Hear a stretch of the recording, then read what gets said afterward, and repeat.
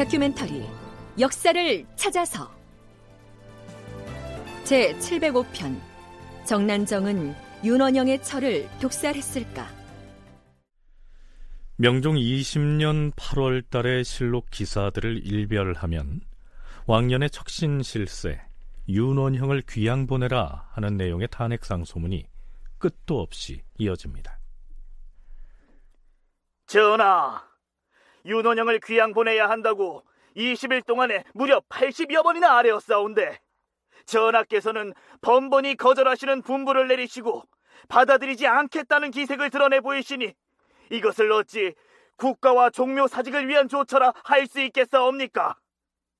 예로부터 간사한 신하를 가까이 하고 언로를 막은 임금치고 나라를 망치지 않은 적이 없었사옵니다.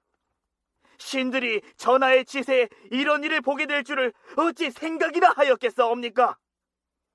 신들이 날이면 날마다 물러가서 생각하라라고 하신 전하의 분부를 받고도 결코 물러갈 줄 모르고 임금의 마음을 돌리려고 하는 것은 바로 이 때문이옵니다.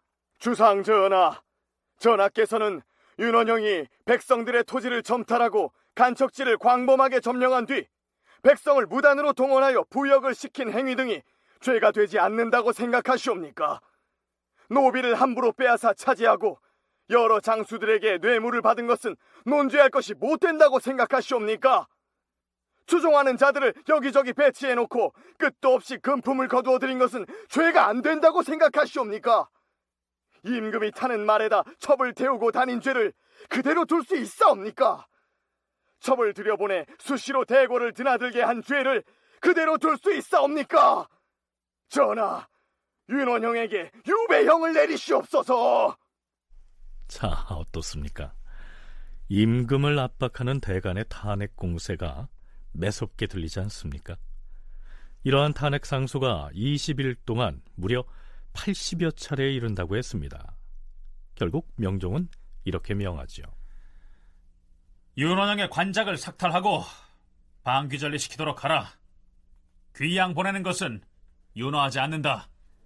네, 지난번에 말씀을 드렸지만 방귀전리라고 하는 것은 벼슬자리에서 내쳐져서 시골로 내려보내는 것을 뜻합니다. 그렇다면 명종은 왜 이 빗발치는 탄핵의 목소리에도 불구하고 방귀전리의 선에서 윤원형을 보호하려고 했을까요?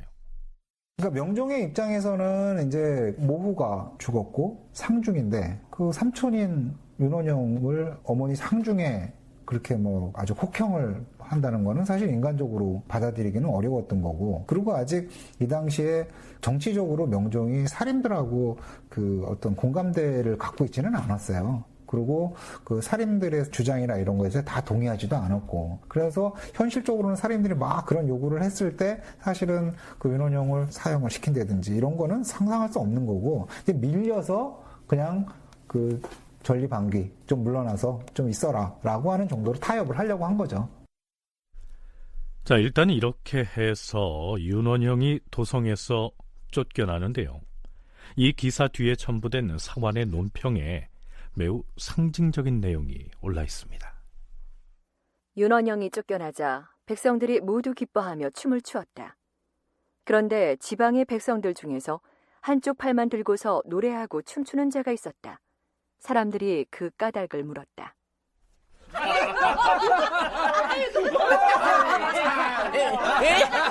내가 왜 춤을 추느냐고? 윤원영은 국가에 큰 해를 끼친 나쁜 놈인데 이제 쫓겨났으니 백성의 근심거리가 제거되지 않았는가? 그래서 기뻐서 이렇게 춤을 추는 것이네. 그러자 사람들은 그에게 왜 한쪽 팔만 들고 춤을 추느냐고 그 이유를 물었다. 그는 이렇게 답하였다. 지금 비록 윤원영은 쫓겨났지만 또 하나의 윤원영이 버젓이 조정에 남아있지 않는가? 자, 만약에 그마저 제거된다면 그때는 내가 양팔을 들고 춤을 출 것이네. 그가 가리킨 또 하나의 윤원영은 바로 심통원이다. 심통원, 그 역시 척신쇄도가로서 그동안 윤원형과 결탁해서 국정을 농단해왔다는 사실이야 이전에도 수차 짚어왔지요. 여기에서 그 이름 모를 백성이 조정에 제거해야 할 또 하나의 윤원형이 있다라고 한 것은 더불어서 청산해야 할 적폐의 대상이 단지 심통원 한 사람뿐이다, 이런 의미는 아니고요. 그동안 윤원형 등과 어울려서 권력을 농단하고 비리를 자행해왔던 그 수많은 관리들도 함께 청산해야 한다, 이런 뜻으로 이해해야 할 것 같습니다. 아닌 게 아니라 윤원형에 대한 방귀전리 조치가 내려진 직후부터 그동안 윤원형 등과 결탁해온 또 다른 사람들에 대한 처벌 요구가 빗발치게 됩니다. 이번에도 역시 대간이 나서죠. 주상 전하, 국가가 유지될 수 있는 것은 명분과 강상이 있기 때문이옵니다. 적실과 첩실은 분별이 매우 엄중하여서 그 명호가 한번 정하여지면 하늘과 땅을 바꿀 수 없는 것처럼 고칠 수가 없는 것이옵니다. 귀천과 좀비의 예절이 한번 뒤바뀌게 되면 나라의 기강이 무너져서 끝내는 문란한 세상이 될 것이옵니다. 윤원영의 첩정난정은 본시 관비 소생이온데 윤원영이 자기에게 구혹된 것을 믿고서 적실 자리를 빼앗을 계책을 세웠사옵니다. 정난정은 온갖 방법으로 본처의 흉을 들추고 참소를 한 결과 윤원영으로 하여금 본처를 내쫓고 자기를 그 자리에 올려 부인으로 삼게 하였사옵니다. 이는 우리 조선 조정이 200년 동안 유지하고 구축해온 명분과 도리를 하루아침에 무너지게 한 것이오니 지금 이것을 바로잡지 않는다면 삼강오륜이 무너져서 나라를 다스릴 수가 없게 될 것이옵니다. 정난정의 부인첩을 도로 거두시어서 정처와 첩실의 명분을 바로 세우시옵소서. 첩실로 들어간 정난정이 갖은 술수를 써서 윤원형의 정처, 즉 본처를 내쫓고 그 자리를 차지했으니 본처의 지위를 회수해서 다시 첩의 자리로 내쳐야 한다, 이런 얘기인데요. 이에 대한 명종의 대답은 간단합니다. 전 영상 윤원영의 첩에 대한 일은 당시에 문정왕후가 정난정을 부인으로 올리는 것을 허락하였고 지금 벌써 여러 해가 지난 일이 아닌가. 이제 와서 고칠 수는 없으므로 윤호하지 않는다. 대간이 윤원형과 관련해서 그 다음으로 문제 삼은 사람은 황대임이었습니다. 참고로 이 전현사는요, 궁궐을 청소하는 일을 담당하던 관청입니다. 전하, 전현사 별제인 황대임은 자기 여식이 본래 배앓이를 하는 병이 있는 줄을 뻔히 알면서도 동궁빈을 간택할 당시에 음흉하고 간사한 윤원형의 계략을 순순히 따라서 넌지시 서로 모의하여 병이 없는 것처럼 숨겼을 뿐만 아니라 사주까지 몰래 고쳐가며 동궁빈이 되려고 하였사옵니다. 이는 임금을 속인 행위로서 사람들이 지금도 몹시 붕괴하고 있사옵니다. 황대임을 귀양 보내시어 그 죄를 징계하시옵소서. 황대임은 윤원형의 먼 친척인데요, 윤원형이 그의 딸을 동궁 비노로 들임으로써 장차 자신의 권력 기반으로 삼으려고 했지요. 자, 이에 대해서 명종은 뭐라고 했을까요? 그런 일이 있었다 하여 황대임을 귀양까지 보내는 것은 좀 과한 듯하니 앞으로 영원토록 벼슬 자리에 서용치 말도록 하라. 네, 그 다음으로 도마에 오른 사람은 안함입니다. 전하, 봉상시 정안함은 역당에 관여한 사람으로서 훈작을 삭탈당하고 귀양갔던 죄인이옵니다.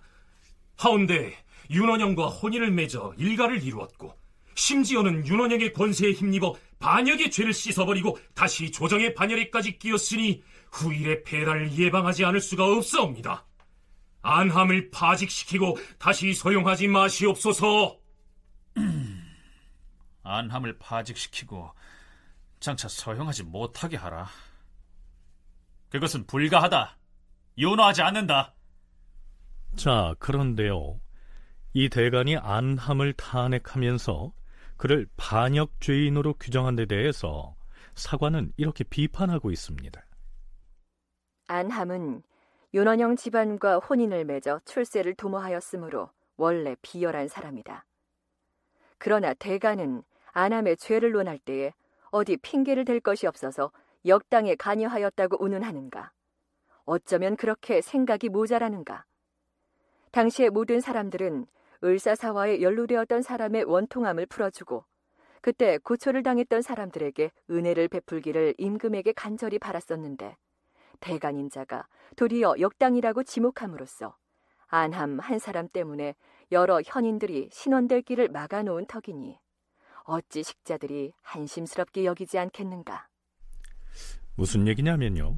안함이 윤원형에게 빌붙어서 출세를 도모한 것은 마땅히 논지할 만하지만 이 안함이 을사사화에 연루되었던 사실을 두고 반역죄에 운운한 것이 문제라는 겁니다. 그렇잖아도 사림 쪽에서는 을사사화 때 화를 입은 사람들의 명예를 회복하기 위해서 벼르고 있던 중이었는데요. 이 대간이 안함의 죄를 논하면서 을사사화를 반역사건으로 규정한 셈이 됐으니까요. 대간이 마지막으로 탄핵 대상으로 거론한 인물은 윤춘년입니다. 예조판서를 지낸 인물이니까요. 대간의 탄핵 대상 중에서는 유일하게 고위 관리인 셈이죠. 전하, 전 예조판서 윤춘년은 인물이 경망스럽고 사리에 어두워서 자기 마음대로 새로운 규례를 만들기도 하고 법을 고치기도 함으로써 조정을 어수선하게 만들었사옵니다. 지금 조정이 안정되지 않은 것은 바로 이 사람 때문이라 하여도 과언이 아니옵니다.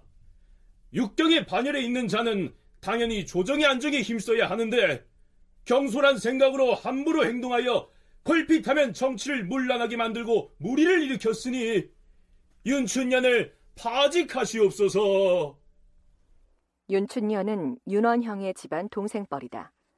일찍이 윤원형에게 빌붙어서 윤원형의 형인 윤얼로를 죄주도록 상소를 올리기도 하였는데 이 때문에 출세하여 청요직을 두루 거쳤다. 다만 벼슬살이를 하면서 약간 청렴하였으므로. 네, 마지막에 약간 청렴했다. 이 표현이 좀 흥미롭지요. 이에 대한 명종의 대답은 윤춘년이 무리를 빚었다는 사실이야 과인도 아는 바이다. 헌데 그가 아무리 경망한 사람이라 하여도 윤원영이 이미 조정에서 내처진 마당에 앞으로는 근신하지 않을 수 없을 것이다. 더구나 재상을 파직시키는 것은 아니 될 일이니 윤호하지 않는다. 이랬는데요. 하지만 두어 달이 지나도록 대간의 탄핵이 거듭되자 명종은 결국 윤춘년을 파직합니다. 자, 이렇게 보면 그동안 윤원형과 함께 장기간에 걸쳐서 온갖 전횡과 비리를 함께 저질러 왔던 그 무수한 관리들 중에서 겨우 윤춘년 한 사람만, 그것도 뭐 파직에 그쳤으니까 이것을 어떻게 이해해야 할까요? 국사편찬위원회 김영두 편사연구사와 국학진흥원 이정철 연구원의 얘기 함께 들어보시겠습니다. 명종 재위기간이 상당히 오랫동안 지속되면서 특히 이제 문정왕후가 수렴청정을 거두고 난 이후에 명종이 친정을 하고 그 다음에 일양을 등용하고 했다가 또 일양이 축출되고 하는 과정에서 윤원영은 정치 일선의 맨 앞에서 뭐 전횡을 일삼는 그런 위치는 아니었습니다. 그리고 그 이후에 또 사림 세력이 꾸준히 성장하면서 윤원영에 대한 견제도 상당히 있었던 걸로 보여지고요. 그리고 무엇보다도 명종의 재위기간이 20년이 넘어가면서 조정에 출사해서 관직 생활을 하는 사람들 중에 많은 사람이 윤원영과 뭐 직접 간접적으로 관련을 맺었을 것으로 생각이 되기 때문에 그런 상황에서 이제 윤원영이 축출되었다고 해서 대규모 인적 청산이 바로 일어나기는 좀 어려웠지 않나 싶습니다. 명종 때부터 시작된 게 아니고 중종 후반부터 시작된 거예요.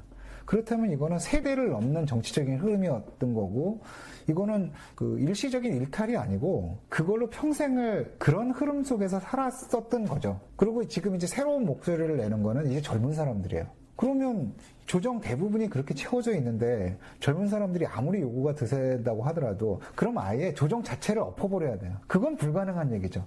그래서 사실은 선조가 즉위해서도 사림들이 조정의 그 주도권을 잡은 거는 선조 5년쯤이나 돼서예요. 선조 즉위와 함께가 아니고. 그래서 이렇게 지금 윤원영의 패퇴 혹은 축출과 함께 불과 몇 사람 안 되는 사람만 처벌을 받은 거는 사실은 그 기간이 너무 길고 처벌을 하자면 처벌할 사람이 너무 많고.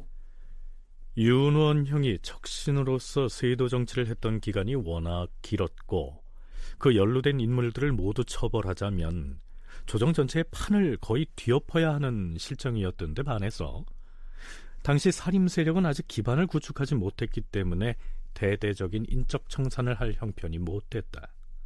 이러한 분석입니다. 윤원형 못지않게 권력을 전행했던 심통원이 이때까지도 건재했다는 사실이 그것을 반증하고 있죠. 자, 이제 정난정 얘기를 해보겠습니다. 정난정은 합천 출신의 무관 정윤겸과 소실인 이씨 사이에서 태어났다. 부친인 정윤겸은 중종 반정에 참여한 공으로 전국 공신 3등에 책봉되었으며 군기시 첨정이 되었고 이후 전라도 수군 절도사로 재임할 때에는 해적을 소탕하여 임금에게 은을 하사받기도 했다. 훈련원 도정신분으로 성절사가 되어 명나라에 다녀온 뒤 오이 도총부에 속한 정이품의 부총관이 되었다. 아버지는 이처럼 당당한 고위직 무관이었지만 어머니가 관비 출신이었기 때문에 종의 자식은 어머니의 신분을 따라야 한다 하는 이 종모법에 따라서 정난정은 얼려로서 천민일 수밖에 없었습니다. 그런데 당대의 세도가였던 윤원형이 그 미모에 반해서 정난정을 첩실로 받아들였고 본처가 쫓겨난 다음에는 문정왕후의 특별한 배려 덕분에 부인첩을 받아서 그 자신이 윤원형의 부인이 된 겁니다. 자, 그런데요, 이처럼 누군가가 벼락 출세를 하고 보면 가족이나 친척 등 주변 사람들이 사리사욕을 탐해서 몰려들게 돼 있지요. 명종 7년 3월 14일 임금이 석강에 나갔는데 이때 경연에 입시한 시강관은 정난정의 사촌오빠 정준이었다. 정준은 임금에게 진언을 할 때 한 손으로 바닥을 짚기도 하고 말을 하면서 해프게 웃기도 하는 등 언사가 몹시 거만하고 무례하였으므로 같이 입시한 사람들이 분함을 참지 못하였다. 그러나 정준은 윤원형의 첩 정난정의 사촌오빠였으므로 사람들이 그 기세를 두려워하여 그의 비행과 무례를 규탄하지 못하였다. 하지만 이렇게 위세를 부리고 있던 정준은 윤원형과 정난정이 쫓겨난 얼마 뒤 그 자신도 결국 유배형에 처해집니다. 자, 그런데요, 조선 후기의 문신 정재륜이 지은 공사견문록이라고 하는 문집에서는 정난정의 또 한 사람의 오라비에 관한 일화를 소개하고 있습니다. 정난정의 동북 오라비인 정담은 그의 누이가 장차 나라의 화근이 될 것을 미리 짐작하고서 일부러 소원하게 지냈다. 일체 왕래를 하지도 않았다. 그는 혹 누가 자신에게 정난정에게 청탁을 해달라고 찾아올까봐 자기 사는 집 입구에다 일부러 꼬불꼬불하게 담을 쌓아서 뚜껑 있는 양반들의 가마가 드나들지 못하게 만들었다. 그 때문에 정난정 또한 그의 집에는 가보지도 못하였다. 나중에 윤원형이 쫓겨났을 때에도 정담은 티끌만큼도 연루된 바가 없었다. 네, 오늘날의 우리에게도 시사하는 바가 작지 않겠다겠죠. 그건 그렇고요. 관비 출신의 천한 여인이 어떻게 상하 귀천의 신분 질서가 추상 같았던 조선사회에서 정실 부인의 자리를 꿰차고서 그처럼 막강한 세도를 부릴 수 있었을까요? 전적으로 윤원영의 권력이 컸기 때문에 당시 누구도 이런 상황을 비판하지 못했다 하는 굉장히 특수한 상황 때문에 이런 일이 기인했다고 보이고요. 또 문종왕후나 명종이 이 문제에 대해서 비판적이었다면 또 윤원영이 마음대로 할 수 없었겠지만 문종왕후하고 명종도 이 문제에 대해서는 오히려 비호한 입장이었던 것 같습니다. 아마도 다른 사람이 그랬으면 즉각적으로 대감해서 아마 논박하는 그런 행동이 있었겠죠. 근데 이 정난정이 이 정실 부인을 쫓아내고 이제 부인의 자리에 올라오는 것은 시기적으로는 명종대 초반이었기 때문에 그 당시에 윤원영에게 그런 문제를 비판적으로 제기할 수 있는 사람은 없었다고 봐야 되지 않을까 싶습니다. 자, 그런데요, 윤원형과 정난정이 도성에서 쫓겨난 뒤에는 정난정에 대한 탄핵의 양상이 달라지게 됩니다. 부인첩을 박탈해서 첩실의 자리로 다시 내려앉혀라, 이런 차원을 넘어서 새로운 국면으로 접어든 것이죠. 명종 20년 9월 8일.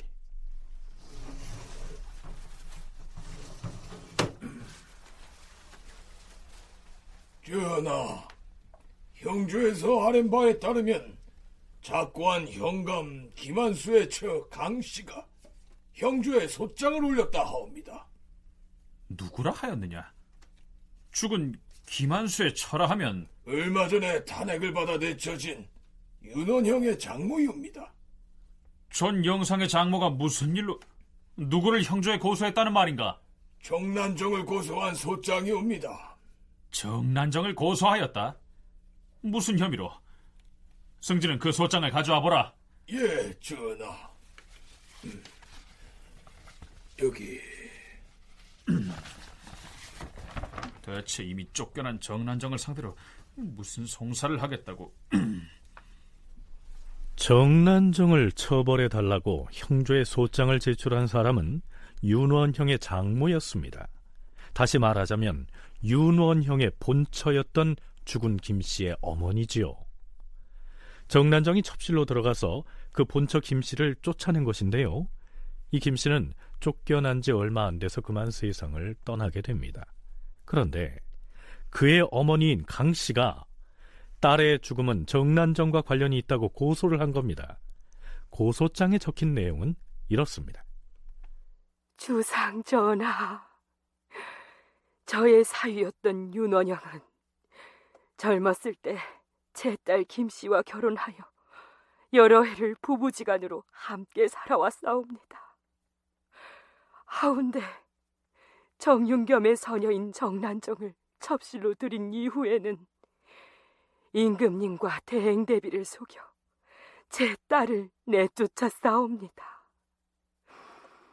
본처인 제 딸을 쫓아냈으면 제 딸이 부리던 구수리, 가히, 복하니, 복이, 향년이, 복년이, 헌년이 등의 노비들도 함께 보내주었어야 마땅한데 잡아두고서 보내주지 않았을 뿐 아니라 그 종들로 하여금 오히려 원주인인 제 딸을 능멸하고 모욕하게 사주하였사옵니다. 그뿐이 아니옵니다. 윤원형과 정난정은 제 딸의 가산마저 모두 빼앗고 마침내는 아예 종적을 없애버릴 계획을 세웠사옵니다. 쫓겨난 제 딸이 매우 굶주린 탓으로 정난정에게 찾아가 먹을 것을 구하였는데 정난정은 음식 속에 독약을 집어넣고서 은밀히 구슬이라는 종을 시켜 먹게 하였사옵니다. 제 딸 김씨는 독이 든 음식을 먹고 죽었사옵니다. 저희 온 집안 식구들은 그 원통한 사연을 이미 알고 있었사오나 윤원영과 정난정의 위세를 두려워하여 그 전에는 감히 고소를 하지 못하였사옵니다.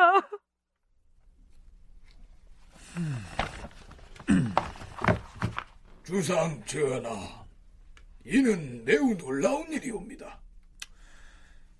형조에서는 뭘 하던가?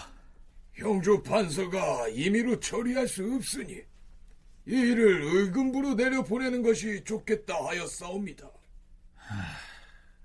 뭐 소장이 접수되었다 하니 일단 아랜대로 하라. 윤원형의 첩이었던 정난정이 이 김씨를 본처의 자리에서 쫓아낸 것도 모자라서 독이 든 음식을 먹여서 죽였다는 겁니다. 자, 그런데요, 이때로부터 8년 전인 명종 12년 5월의 기사를 보면요, 대간이 이조좌랑 고경허의 파직을 주청했다 하는 기사 뒤쪽에다가 다음과 같은 사평을 붙여놨습니다. 윤원형은 일찍이 자기 아내를 버리고 사랑하는 기생 난정을 시켜서 독살시킨 다음 배비에게 청해서 정부인으로 승격시켰기 때문에 이미 나라 사람들이 자기의 죄를 논할까 두려워해왔는데. 자, 그러니까 정난정이 본처를 독살했다는 사실은 윤원형이 쫓겨난 뒤에 그의 장모가 형조에 소장을 제출함으로써 처음 알려진 게 아니고요. 이미 소문이 나 있었고 윤원형도 그 일로 논죄를 당할까봐 두려워하고 있었다. 이런 얘기가 됩니다. 자, 여기서 잠깐 김영두 국사편찬위원회 편사연구사의 얘기를 들어보시죠. 그 윤원형의 전처인 김씨의 장모가 소장을 올린 거는 말할 것도 없이 윤원형이 실각했기 때문에 그렇습니다. 그런데 이 글을 올렸을 때 이 글이 신빙성을 갖기 위해서는 여러 가지 증거가 있어야 되는데 그렇게 증거가 분명하진 않았던 것 같고요. 그렇지만 조정 대신들 입장에서는 윤원형을 공격하기 위한 굉장히 좋은 소재가 되기 때문에 가급적이면 이 주장의 신빙성을 높이고 싶었고 그 방법의 하나로 이런 소문이 오래전부터 있었다라는 이야기를 한 것 같습니다. 근데 제가 보기에는 실록을 자세히 보면 그 소문에 대한 신빙성은 찾아보기가 어렵습니다. 그래서 그건 하나의 주장 정도로만 보시는 게 어떨까라고 생각이 됩니다. 윤원형과 정난정이 조정에서 내쳐져 쫓겨나자 그때를 맞춰서 본처의 어머니가 소장을 올린 점 등으로 미뤄볼 때 실제로 정난정이 쫓겨난 본처를 독살했겠느냐, 이건 좀 의심해 볼 여지가 있다는 얘기입니다. 어쨌거나 정난정의 김씨 독살에 관한 소장이 정식으로 형조에 접수되자 대간의 두 수장인 대사헌 이탁과 대사관 박순이 명종에게 이렇게 고합니다. 전하, 윤원형의 첩 정난정은 본시 관비의 소생인데 윤원형이 정처를 버리고 부인으로 올리기를 도모하였사옵니다. 이것은 예사로운 일이 아니옵니다. 오랜 세월을 두고 변할 수 없는 강상의 윤리에 큰 변고를 일으킨 것이옵니다. 지금이라도 이것을 즉시 바로잡지 아니하면 윤리와 도덕이 무너져서 나라가 제구실을 못할 것이옵니다. 그러므로 신들은 상소를 올려서 만약 전하께서 정난정의 작첩을 거두시기만 한다면 정실과 첩실의 명분이 저절로 본래대로 돌아갈 것이다, 이렇게만 생각했사옵니다. 그렇게만 생각했는데 지금은 무엇이 달라졌다는 것인가? 예, 전하. 사실은 그것이 전부가 아니었사옵니다. 이번에 형조에 올라온 소장을 통해서도 밝혀졌듯이 윤원형은 본처인 김씨를 쫓아버리고 마침내 독을 먹여 살해하였고 그 소문이 널리 전파된 지가 이미 오래되었사옵니다. 그런데도 신들은 그 사실을 잘못 듣고서 그저 윤원형의 전처가 굶어 죽었다고만 전하께 아뢰었사옵니다. 하온데 형조에서 입계한 말을 들어보니 신들이 실상을 잘 모르고 매우 잘못 아는 것이었사옵니다. 신들의 관직을 빼앗고 재직하여 주시옵소서. 자, 이게 얘기가 좀 애매하지요? 이미 독살설이 널리 퍼져 있었는데도 자신들이 대간의 수장으로서 그 혐의에는 눈을 감고서 임금에게 잘못 고했다 하는 얘기인지, 아니면 그냥 굶어 죽은 것으로만 들었기 때문에 그렇게 고했었는데 이제 와서 보니까 독살을 당했다 하는 것인지 좀처럼 갈피를 잡기가 어렵습니다. 어쩌면 김영도 연구사가 말했던 대로 윤원형의 장모가 소장에서 제기한 이 독살설은 사실 신빙성도 없고 믿을 수도 없기는 한데, 하지만 윤원형을 더 큰 죄로 올가매기 위해서 윤원형과 정난정에게 독살 혐의까지 추가로 더 씌울 필요가 있었다, 이렇게 판단했는지도 모르지요. 세간에 전파된 일을 아뢰었을 뿐인데 사직할 필요가 뭐 있겠는가? 사직하지 말라. 자, 임금은 이렇게 대답합니다. 그렇다면 명종은 그 독살설을 그저 떠도는 소문쯤으로 여긴 것일까요? 자, 그런데요, 임금이 뭐라 하든 의군부에서는 일단 정난정의 노비들부터 잡아다가 추국을 합니다.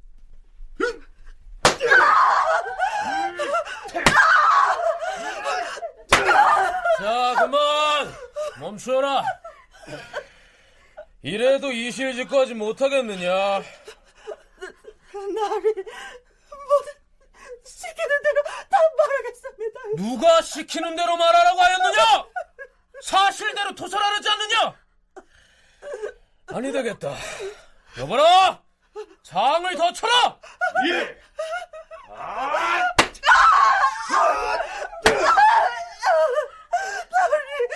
나리 제발 살려주십시오. 멈춰라! 그때 네 주인 정난정이 은밀히 독이 든 음식을 너에게 주면서 본처인 김씨에게 갖다 주라고 하였고 전부인인 김씨가 그 약을 먹고 나서 죽은 것이 틀림없으렸다. 그렇습니다요. 추국을 담당했던 관리들은 정난정의 여종들을 잡아다가 신문한 끝에 이렇게 원하는 대답을 얻어냈겠지요. 드디어 위관이 명종에게 이렇게 고합니다. 여기서 위관이란 죄인의 신문을 담당한, 요즘으로 치면 재판장이죠. 주상전하, 이제는 정난정을 잡아와서 의금부에 가두고 추국을 해야 하옵니다. 뭐라? 전하, 물은 모든 옥사는 먼저 범행을 저지른 정범부터 잡아 가둔 다음에 관련자들을 하나하나 불러다 추국을 하는 것이 예의옵니다. 그래서 우선 구슬이를 비롯한 여종들을 주문했사온데 정난정의 지휘를 받아서 김씨를 살해하였다는 사건의 정상이 명백해졌으므로 이제 의심의 여지가 없사옵니다. 하오니 정난정을 잡아다 의금부에 가두고 추국하도록 윤호하시옵소서. 그렇지 않아도 근년의 민심이 흉흉하다. 구슬이와 여종들이 추국을 당하자 정난정에게 핑계를 대고 있지만 정난정이 어찌 직접 죽였겠으며 또한 본처 김씨를 죽이라고 아래 것들을 교사하기까지 하였겠는가? 과인은 윤호하지 않는다. 자, 이랬는데요. 그 다음 날에는 그 위관이 또 이렇게 고합니다. 주상전하, 전날에 형문을 냈던 자들은 이제 모두 죽고 주거리라는 여종 하나만 남았사옵니다. 정난정이 김씨를 독살하였다는 사건의 실상은 온 집안 여종들이 이미 다 이실직고하였으므로 이제는 그 죄상이 분명히 드러났으니 의심의 여지가 없사옵니다. 정난정을 잡아들여서 이 옥사를 끝내게 하시옵소서. 이 옥사의 내용을 보아하니 아마도 원한 때문에 독살 얘기가 나온 것 같다. 여종들이 이제 다 죽어버렸으니 여기에서 그만 그쳐야 할 것이야. 정난정을 잡아다 추구할 필요가 없으니 그리 알라. 사관은 이 대목에서 다음과 같이 논평하고 있습니다. 윤원형이 첩을 데려다 정처를 삼고자 하여 은밀히 문정왕후에게 부탁하여 정난정을 부인으로 삼으니 적실과 첩실의 명분이 문란하게 되어 오륜의 기강이 무너졌다. 정난정이 이미 정부인이 되고 보니 김씨가 집안에 그대로 있으면 자신에게 해로움이 있을 것을 염려하여 독을 넣어 죽인 것이다. 살인한 자를 사형에 처하는 것은 결코 바꿀 수가 없는 법이다. 길 가는 사람이 길 가는 사람을 죽여도 참혹하다 하거늘 하물며 첩이 본처를 해쳤으니 이는 강상의 일대 변고이다. 물론 윤원형이 이미 몰락했고 공론이 계속 일어났으니 또한 다행이라고는 하겠다. 그러나 아직도 임금이 정난정의 죄를 공문하여 유를 바로잡지 못하고 있으니 참으로 안타깝다. 자, 그런데요. 김영두 연구사는 실록 기사에 나타난 명종의 반응으로 미루어 볼 때 이 독살 사건은 사실이 아닐 가능성이 크다고 분석합니다. 독살설을 주장하는 사람들이 실제로 그걸 증명하기 위해서 당시에 윤원영 집의 여자종들을 잡아다가 문초를 하고 그 신문을 하는데요. 명종이 그 신문 결과를 믿지 않으려고 합니다. 명종은 자세히 생각을 길게 얘기하는 것은 기록에 남아있지 않기 때문에 분명하지는 않은데 짧게 그런 신하들의 보고나 아니면 독살설에 대한 설명에 대한 반응을 통해서 보면 이것은 본처로 있다가 쫓겨난 김 씨의 어머니가 이른바 다른 말로 하면 윤원영의 장모가 그 자기 딸의 원한을 갚기 위해서 윤원영이 권력을 잃자 이런 식의 공격을 하는 것이라고 명종이 판단했고, 네, 앞에서 명종이 이 사건은 원한 때문인 것 같다라고 했는데요. 윤원형의 장모가 죽은 자기 딸의 원한을 갚기 위해서 형조에 소장을 넣었을 가능성이 크다, 이런 얘기겠죠. 또 한 가지는 정난정의 여자 종들이 추국을 받는 중에 줄줄이 죽음을 당했다는 점도 간과할 수 없겠죠. 또 명종이 의심하는 것 중에 하나는 그 윤원영의 지금 여자 종들이 그 신문을 받는 과정에서 대부분 고문 때문인지 다 죽습니다. 보통 물고라고 표현하는데요. 그래서 다 죽기 때문에 사실은 증인이 실토를 하고 죽었다 이렇게 보고를 올리면 국왕 입장에서는 그것을 쉽게 믿기가 어려운 거죠. 강요에 의한 자백일 수도 있고, 명종은 그래서 그거를 끝내 좀 의심했지 않나 이렇게 보여집니다. 정난정의 여종들이 추국 과정에서 모진 고문을 감당하지 못하고 거의 다 죽었다면 그 자체가 대단한 사건일 텐데요. 추국을 담당했던 사람도 임금인 명종도 그에 대해서는 대수롭지 않게 얘기하고 있습니다. 그 여자 종들이 수직적 신분 질서가 엄격한 조선사회에서 가장 비천한 신분이었기 때문이었죠. 네, 며칠이 지난 명종 20년 10월 25일, 이번엔 홍문관에서도 나섭니다.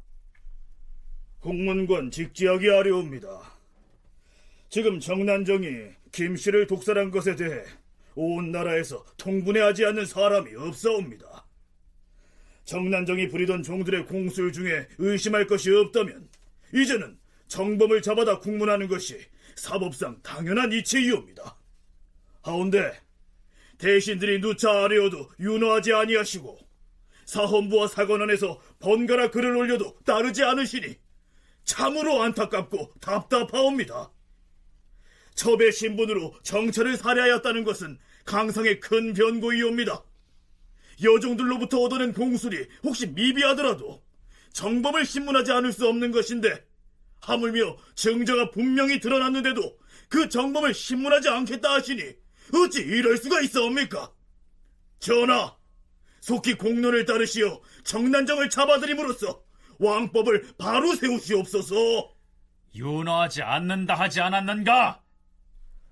자, 그런데요, 정난정을 잡아오느냐 마느냐 하는 문제로 실랑이를 할 필요가 더 이상 없게 됩니다.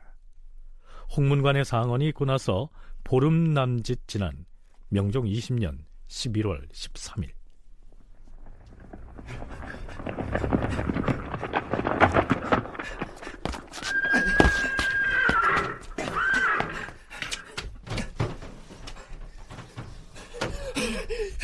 전하, 급히 아랠 일이 있어서 달려왔사옵니다.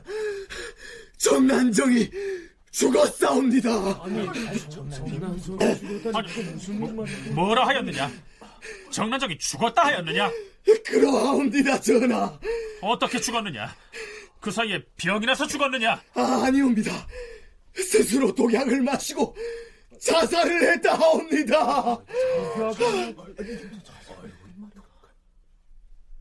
정난정의 죽음에 대한 기록은 문헌마다 조금씩 차이가 있긴 하지만 음독 자살을 한 것은 틀림없는 것 같습니다. 기록들을 수합해서 정리하면 대개는 이렇죠. 윤원영이 조정에서 쫓겨나자 백성들이 거리로 몰려나와서는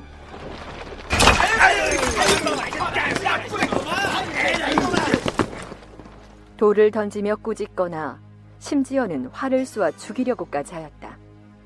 그래서 윤원형과 정난정은 사람들의 눈을 피해 경기도에 교하러 갔다가 또 누군가 원한을 품은 사람이 찾아올까 두려워서 몰래 황해도의 강음으로 옮겨갔다.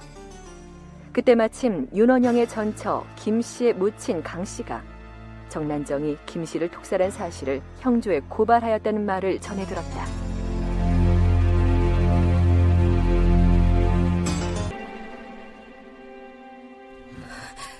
대감, 내가 여기에 이르렀으니 나는 어찌하면 좋습니까?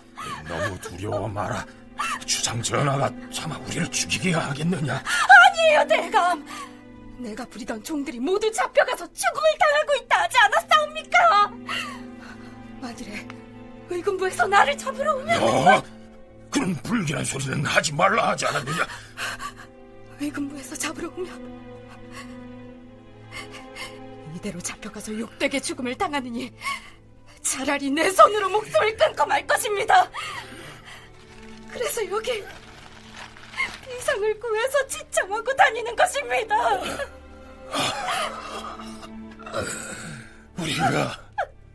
우리가 어찌하다가 이렇게...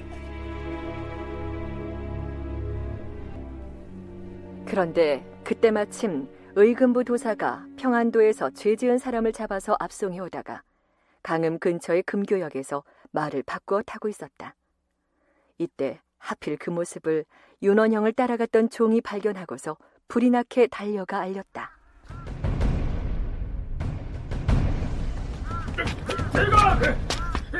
대감아니! 무슨 일이냐? 왜 그러느냐? 큰일 났습니다. 요즘 저기 금교역을 지나다 보았는데 의금부 도사가... 뭐라? 의금부 도사를 하였느냐?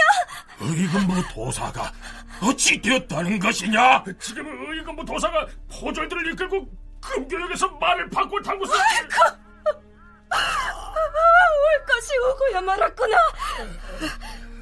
대감, 끌려가서 험하게 죽느니 차라리 지금 비산을 마시고...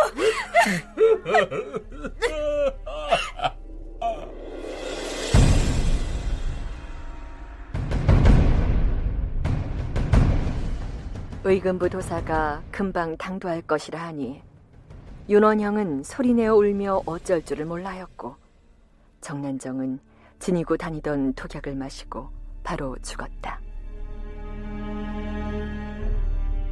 네, 그렇다면 윤원형은 어떻게 됐을까요?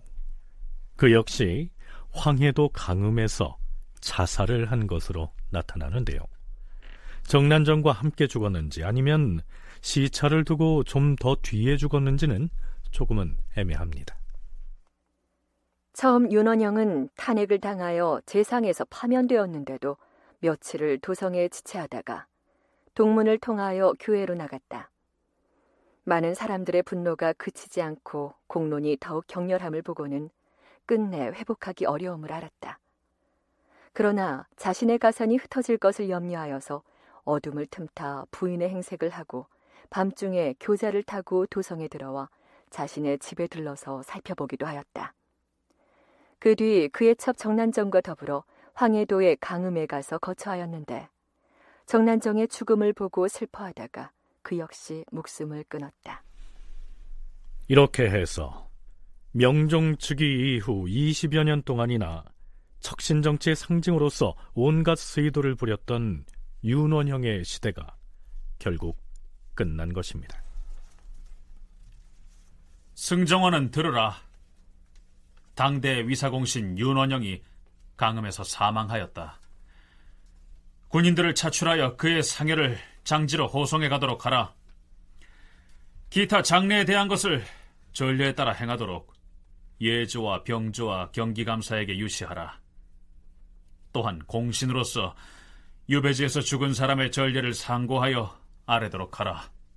전하, 승정원 일기를 상고하여 보니 예전에 위사공신이었던 허자가 유배지에서 죽었을 때 대간이 아랜 바에 의해 3등의 예장으로 장례를 치른 전례가 있어옵니다. 그러면 예에 의하여 3등으로 하라. 비록 조정에서 쫓겨나 스스로 목숨을 끊기는 했지만 그래도 장례만큼은 3등급에 준하는 예장의 대우를 받고 떠난 것이죠. 자, 명종 때 정치를 논할 때 윤원형이 과연 어떤 영향을 끼쳤는지를 혹은 그가 어떤 인물이었는지를 간단하게 말하기는 좀 어렵죠. 조선은 기본적으로 왕실과 그다음에 조정을 분리하는 게 원칙이에요. 그래서 아무리 문정왕후가 영향력을 행사하고 그래도 역시 넘어올 수 없는 한계가 있죠. 그럼 반대로 조정에서 아무리 그래도 넘어갈 수 없는 왕실의 어떤 영역이 있듯이.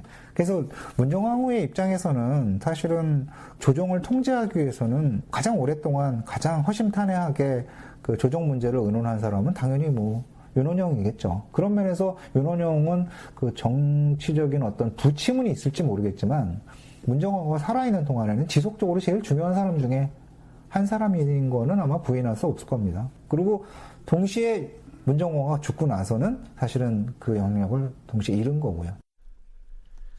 명종이 국왕으로 재위했던 거의 전 기간에 걸쳐서 대비인 문정왕후와 함께 왕실의 영역과 조정의 영역을 거침없이 넘나들면서 세도를 부렸던 인물이 바로 윤원영이었다. 이정철 연구원의 분석이 그러합니다. 따라서 임금이 조정 신료들보다는 왕실의 척신들에 의존해서 국정을 이끌어가는 이 정치 행태는 문정왕후와 윤원형의 죽음을 변곡점으로 해서 커다란 변화를 가져오게 됩니다. 이후의 정치 문화가 어떻게 바뀌게 되는지 김영두 연구사로부터 들어보시죠. 문정왕후와 윤원영이 정계에서 사라졌다고 하는 것이 이제 척신 정치가 정말 끝났다라고 하는 점에서 굉장히 큰 의미가 있는데요. 그렇지만 척신 정치의 유습이라고 하는 것은 그 이후로도 상당 부분 조선의 정치에 영향을 끼쳤습니다. 선조가 즉위한 초년에는 이른바 신구 갈등이라고 해서 그 살림 세력 사이에서도 어떤 선배 살림과 후배 살림 사이에 갈등이 있었는데, 그런 갈등의 중요한 요소 중에 하나가 척신 정치를 청산함에 있어서 어느 정도 속도로 얼마나 어느 정도의 폭으로 할 것인가에 대한 입장차라고 할 수 있거든요. 그리고 잘 아시다시피 이른바 동서분당이 일어날 때도 심의겸이 척신으로서 그 한 축을 담당하게 되는데, 그때도 왕의 인척을 정치에 어느 정도 참여시켜야 되고 왕의 인척과 어떤 관계를 맺는 것이 바람직한 거에 대해서 이제 당시에 그 유학자 관리들 사이에서 입장이 달랐던 것이죠. 그것이 또 갈등을 낳는 요소가 되었습니다. 네, 이 시간 이후에 우리가 탐색할 조선의 정치 문화는 분명 이전과는 다른 양상으로 우리에게 모습을 드러내게 될 겁니다. 물론 20여 년 동안 문정왕후와 윤원형이 드리웠던 기다란 그림자와 그 적폐는 서둘러서 청산을 해야만 했을 것이고요. 윤원형이 살인들을 마치 풀을 베듯 죽이고 흉악한 짓을 있는 대로 다 했는데, 그럼에도 오래도록 천벌을 면하더니 마침내 그가 죽으니 조야가 모두 통쾌하게 여겼다. 윤원형이 일단 패퇴하여 사라지고 나니 그동안 그와 원수졌던 집에서 때를 지어 일어나서는 그에게 빼앗겼던 재물에 대한 송사를 다투어 일으켰다. 조정에서도 그러한 사실을 알고 바로 전국 팔도에 공문을 보내 관원을 차출하여 재물들을 본 주인에게 돌려주게 하니 윤원영 집안에서는 온갖 고통을 견딜 수 없게 되었다.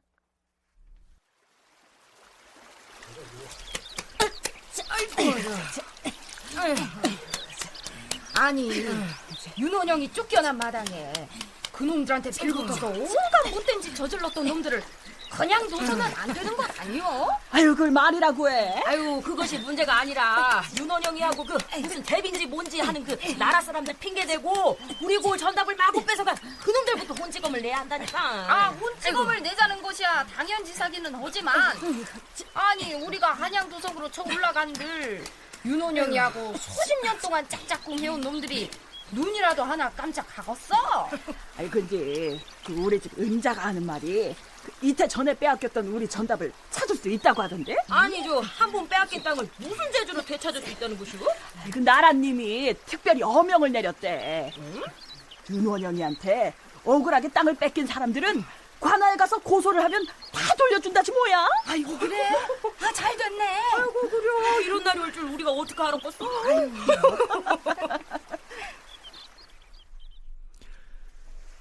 20여 년 동안 윤원영을 필두로 한 척신 세도가들이 무단으로 탈점한 토지를 본주인들에게 일부 돌려주도록 조처를 했다고 해서 그 척신정치의 폐단이 아예 사라진 것은 아니겠죠.